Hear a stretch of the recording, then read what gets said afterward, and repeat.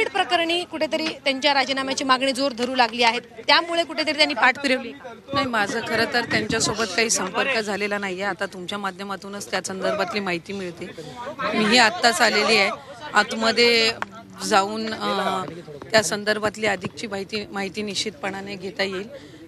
पण काही त्यांचे काही पूर्वनियोजित कार्यक्रम सुद्धा होते. माझी खात्री आहे की पक्ष श्रेष्ठींसोबत या संदर्भातली चर्चा त्यांनी निश्चितपणाने केली असेल.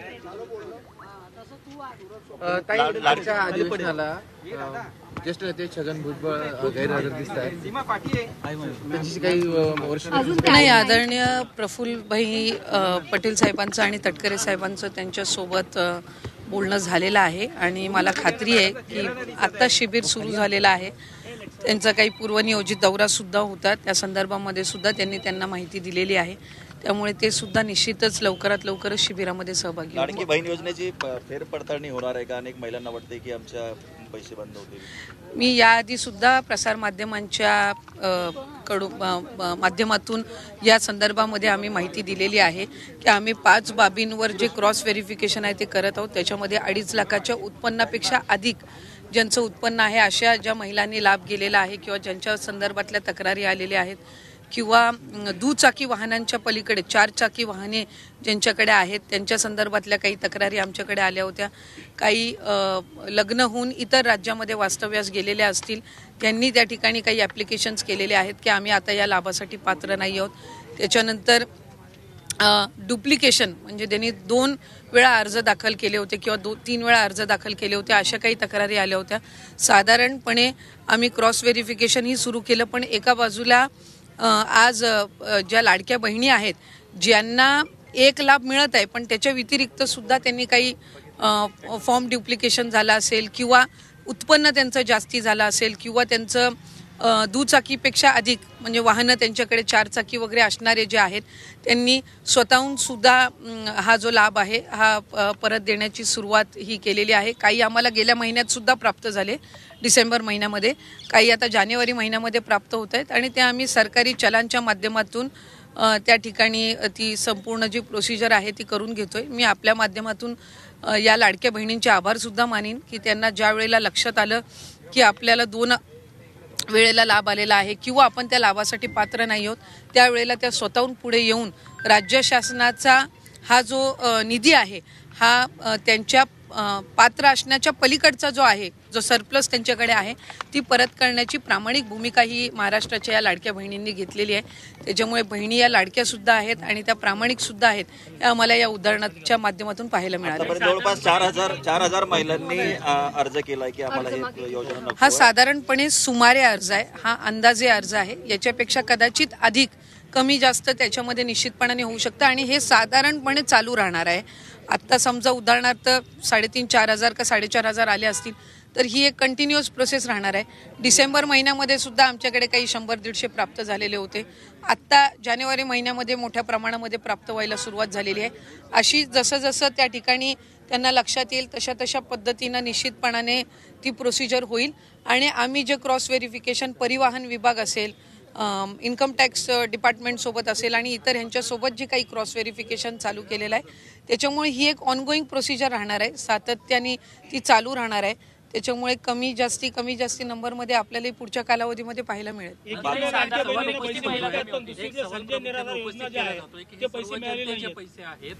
एक सवाल उपस्थित विरोधकांकडून केला जातोय की हे सर्व जनतेचे पैसे आहेत, वेगवेगळ्या योजनांमधले पैसे जर माघारी घेतले जातात तर लाडक्या बहीण योजनेमधले पैसे तुम्ही वापस का घेत नाही? पण असं कोणी म्हटलं की वापस घेत नाहीये. मी आत्ताही याआधी माहिती दिली की सरकारी चलनच्या माध्यमातून आपण राज्य शासनाची जी तिजोरी असते ट्रेजर, त्याच्यासाठी आम्ही अर्थ नियोजन विभागासोबतही त्या संदर्भातला आमचा संपर्क चालू आहे. ते एक स्वतंत्र हेड म्हणजे रिफंड हेड जो असतो तो त्याच्यासाठी ते आम्हाला त्या ठिकाणी तयार करून देतील आणि त्या माध्यमातून हे राज्याच्या तिजोरीमध्ये येणार आणि ते वेगवेगळ्या योजना असेल किंवा इन्फ्रास्ट्रक्चर असेल किंवा इतर ह्याच्यासाठी जसं रुटीन शासनाचं रिफंडचं फंड वापरला जातो इतर योजनांसाठी किंवा शासकीय जी काही आपली लोकउपयोगी लोककल्याणकारीच्या योजना असतात तर त्यामध्ये तो वापरला जाईल. याचा मुद्दा असा आहे प्रामुख्याने तुम्ही असं म्हणताय की ज्यांचे अर्ज माघारी आलेले आहेत ते पैसे माघारी येत आहेत त्यांचे, परंतु ज्यांना चुकीच्या पद्धतीनेच अर्ज भरलेले आहेत जे अजूनही बोलायला तयार नाही. मी याआधी त्या संदर्भातली माहिती दिली की आमची जी क्रॉस व्हेरिफिकेशनची प्रोसिजर आहे परिवहन विभागासोबत चालू आहे.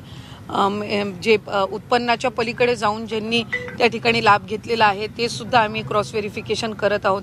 या व्यतिरिक्त जे राज्याच्या बाहेर आता लग्न होऊन गेलेल्या वगैरे किंवा राहायला गेल्या असतील किंवा सरकारी नोकरीमध्ये ह्या कालावधीमध्ये 4-5 महिन्याचे लागलेले आहेत, हे एका बाजूला आम्ही विभागाच्या पद्धतीनं आम्ही क्रॉस व्हेरिफिकेशन करत आहोत. पण हे जे आपण 4-4.5 हजार म्हणतोय हे स्वतःहून पुढे आलेले आहेत. या व्यतिरिक्त क्रॉस व्हेरिफिकेशनमध्ये येणार आहेत ते वेगळेच आहेत.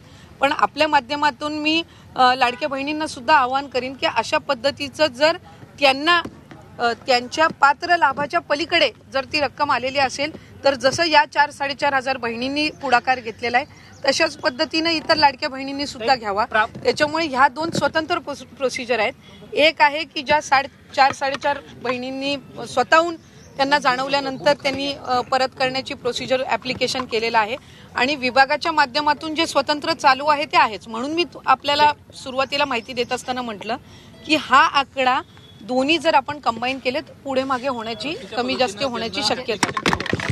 त्यांच्याकडनं पैसे तुम्ही मागे घेणार आहात का? ते पैसे परत वापस घेण्यासंदर्भातला हा प्रश्न आहे. पैसे परत घेतले जाणार का? चुकीच्या पद्धतीने पैसे गेलेले आहेत त्यांचे पैसे जे आधी त्यांना नियमबाह्य फॉर्म भरून ज्यांनी मी आपल्याला त्या संदर्भामध्ये सुद्धा माहिती दिली की आम्ही क्रॉस व्हेरिफिकेशनमध्ये अशा पद्धतीनं आढळल्यास त्यांना त्या संदर्भातली माहिती देऊन आत्ता जसं 4-4.5 हजार बहिणी पुढे आलेल्या आहेत आणि त्या स्वतःहून शासनाला ते रिटर्न करत आहेत, तशाच पद्धतीनं ज्यांनी चुकीच्या पद्धतीनं घेतलेल्या आहेत त्यांना त्या संदर्भामध्ये एकदा तो डेटा आम्हाला जसा मिळत जाईल त्यांना त्या संदर्भातली माहिती दिली जाईल आणि राज्य शासनाच्या तिजोरीमध्ये तो त्या पद्धतीनं जमा केला. एखादी बहीण पुढे येऊन जर त्यांनी नाहीच तुम्हाला पत्र दिलं तर तुम्ही काही पावलं उचलणार आहात का?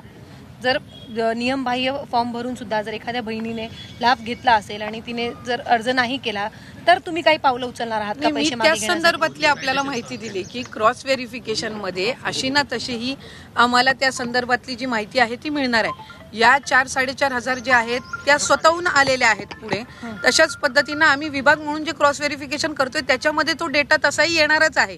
त्यामुळे या स्वतःहून पुढे आलेल्या आहेत त्यांचं आम्ही स्वागतच करतो. अशाच पद्धतीनं इतर असतील तर त्यांनी स्वतःहून पुढे यावं आणि अदरवाईज क्रॉस व्हेरिफिकेशन मध्ये हळूहळू आमच्याकडे तो डेटा तसाही येत आहे. तुम्ही म्हणतात की क्रॉस व्हेरिफिकेशन करून डेटा तुम्ही कलेक्ट करणार आहात. 2.5 कोटी महिला लाभार्थी महिलांची संख्या आहे. साधारणपणे तुमच्या डिपार्टमेंटकडे काही आकडेवारी आहे का? जर क्रॉस व्हेरिफिकेशन झालं तर इतकी आकडेवारी ती खालावेल म्हणून? आम्ही सुरुवातीपासूनच या संदर्भातली भूमिका स्पष्ट केलेली आहे की क्रॉस व्हेरिफिकेशन किंवा स्क्रुटिनी आम्ही 2.5 कोटी लाभार्थ्यांचं पूर्णपणाने करणार नाही. पिवळा आणि केशरी कार्ड धारक जे आहेत त्यांचं उत्पन्न 1 लाखापेक्षा कमीच आहे म्हणून ते पिवळ्या आणि केशरी कार्ड धारक आहेत. त्याच्यामुळे ती जी संख्या आहे ही साधारणपणे 1.5 कोटीपेक्षा सुमारे त्याच्यापेक्षा अधिक जात असते. त्याच्यामुळे तिथं स्क्रुटिनी किंवा क्रॉस व्हेरिफिकेशन करण्याचा काही विषय येत नाही कारण त्यांचे उत्पन्न हे त्यांना जे कार्ड मिळालेलं आहे जे पूर्वीपासून अन्न व नागरी पुरवठ्याच्या माध्यमातून किंवा इतर योजनांचा ते लाभ घेत आहेत त्याच्यामध्ये ते क्लिअर आहे. दुसरी महत्त्वाची बाब नमो शेतकरी योजना आहे ज्याच्यामध्ये 1000 रुपयाचा लाभ काही महिलांना मिळत असतो. त्याच्यामध्ये सुरुवातीपासूनच आम्ही शासन निर्णयामध्ये एक निर्गमित केलेला आहे की ज्या इतर योजनांचा लाभ घेतात पण तो 1500पेक्षा कमी आहे त्याची जी वरची कॅपिंग आहे ती लाडकी बहीणच्या माध्यमातून दिली जाईल. म्हणजे उदाहरणार्थ नमो शेतकरीचा 1000 रुपयाचा लाभ हा लाडक्या बहिणींना मिळतोय. आता 1500 तो करण्याच्या दृष्टिकोनातून वरची जी 500चा लाभ आहे हा लाडक्या बहिणीच्या माध्यमातून दिला जाणार आणि ह्यामध्ये आम्ही कुठलाही शासन निर्णयामध्ये बदल करत नाही. आपण जो GR सुरुवातीला बघितला किंवा शासन निर्णय जो आम्ही निर्गमित केलेला आहे त्यानुसारच त्या ठिकाणी ही सर्व प्रक्रिया सुरू आहे. हिंदी में बताइए यहाँ पर